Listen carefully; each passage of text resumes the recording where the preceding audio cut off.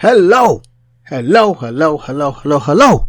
Wherever you happen to be located on this majestic planet called Earth, I hope you are having a wonderful day, evening, or night, wherever you happen to be located. Welcome to my Blender channel. My topic for the day is straight to the point. I'm going to be adding a texture to my UV map. I'm going to say it again. I'm going to be adding a texture to my 2V map. And now, if you're a beginner, you may be saying, what in the world is a texture? What's a texture? A texture is how something looks and feel.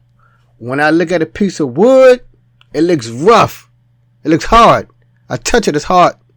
So we're going to be adding that effect to it and blend it. Now, you know it's just an illusion because they can't touch the Blender file.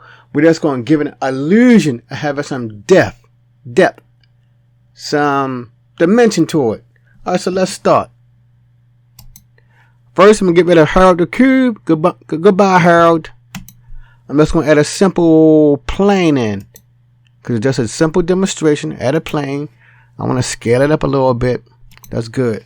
Next, to do this, you got to be in a UV editor. Now, if you're afraid of the UV editor, I made some videos, a 3-part series on using the UV editor. I just now started the UV editor last week, and I love it. But I'm learning about how to make them seams. See, that's what makes it more meaningful. If you can manipulate them seams, then the UV editor is a friend to is your friend. All right, I have my UV mapping session open. I'm gonna give it a new material. Now I'm gonna say I gave it a material. I choose new. I'm gonna go right here. I'm gonna click on the base color to add my image texture. Okay, good. I'm gonna find my image. I'm gonna go to my file. It's in my picture folder. And I'm just using a simple piece of wood. That's all I'm using. Now, you don't see it over here in the 3D, the viewport, because whenever you want to view your UV map information and the viewport, you have to be in the material preview. So I'm gonna hit my Z key. I like hitting the Z. If you don't like hitting the Z key, you don't like them shortcuts, you can come right up here to the top. You can come right up here to the top and find the button right here. You see your viewport shading. It's the one in the middle, the one that has a circle and a triangle in it. I click that. Alright, so here we go. It looks better right there, but okay, I'll leave it right here for now. Alright, so we got it in there. Now, to deal with adding textures, you have to use another program. You have to use some type of paint program, whether it's Photoshop or GIMP or one of them other thousands of editing programs that you like to use out there. For me, I'm using Krita. That is my picture editing program by default. So I'm going to Krita. Now, if you don't know what Krita is, it's an open source drawing software. Just like if you're using Blender, I don't see no reason why you shouldn't be using Krita, because it's high class and very professional. So now I'm in Krita. Let me make sure my video thing in Krita. That's in Krita too. I already have my image loaded up. I made a little test run before I started. I'm sure whenever you make a video by teaching somebody, you always make a test run. Now, we have to go to, while I'm in Krita, I have to go to Filter, Edge Detection. And I'm sure in Photoshop and GIMP, they got something similar to it. You have to play around with it. It may not be called Edge Detection Automatic, but it has something similar to it. I know they do. I'm going to Height to Normal Map. Before I do that though, it's good to make a copy of your original image. I already did it. You see my layer 1 right here. That's my original. I can hide this. then I made a copy of it. And the reason you need to make a copy of it, because you're going to see, I'm going to let you see why we need to make a copy. So I'm going back to filter, edge detection, and I'm going to choose height to normal map in Krita. You see, it's destructive. It don't make no copies for you. That edge detection selection is destructive, so you should make a copy. But it's not totally destructive because I didn't hit OK yet. If I hit cancel, I go back to normal. So it's not completely destructive. It's destructive if you hit that OK button. Edge detection, height to normal. Okay. Now I'm gonna save it. I'm gonna go to File. I'm gonna choose Export on Krita. Then I'm gonna just call it Word Krita. I like the name it after the software that I'm using. I call it Krita. I already made a copy. So I've done that. So I can switch back to my Blender file, which I have just now done. Let me jump back to Blender. Now, for those who may be afraid, don't be afraid, because I have to manipulate those nodes now. So please don't be afraid. Like you, I'm getting used to manipulating nodes.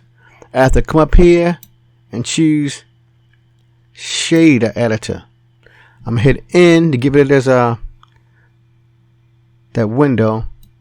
Let me zoom in some more. It already got my image from what I did it over here underneath that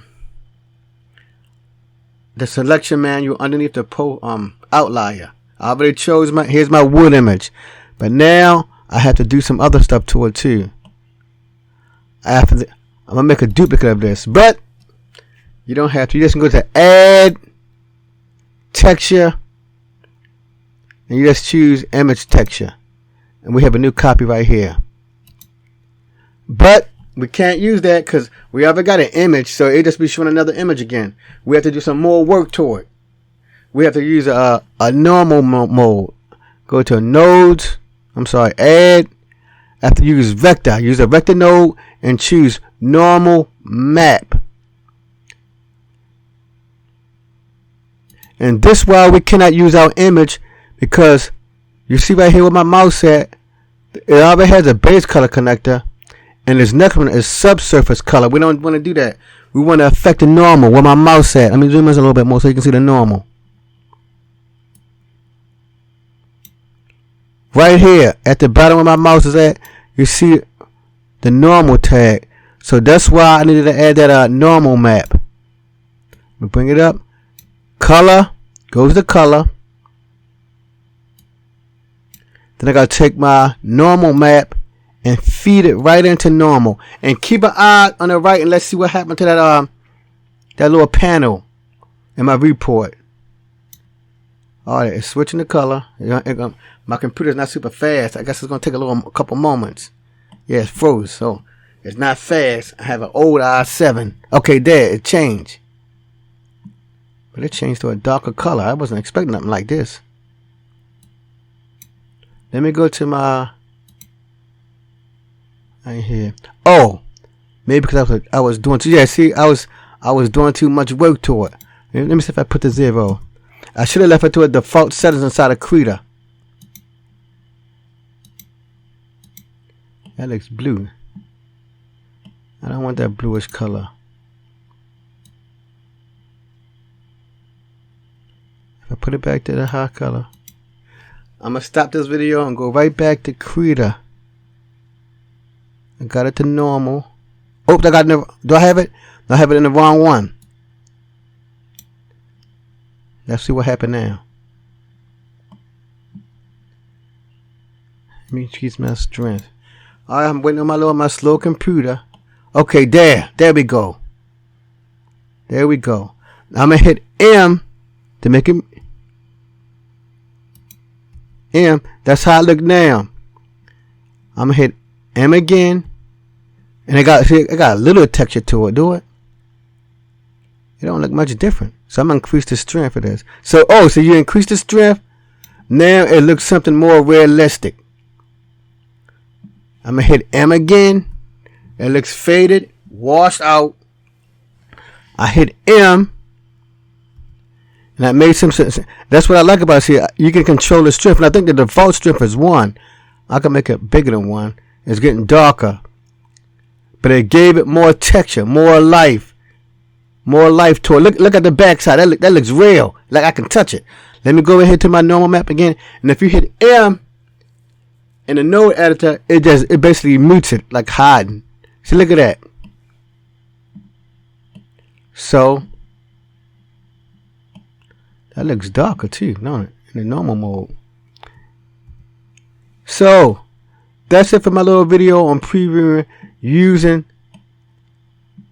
the texture node to give your image.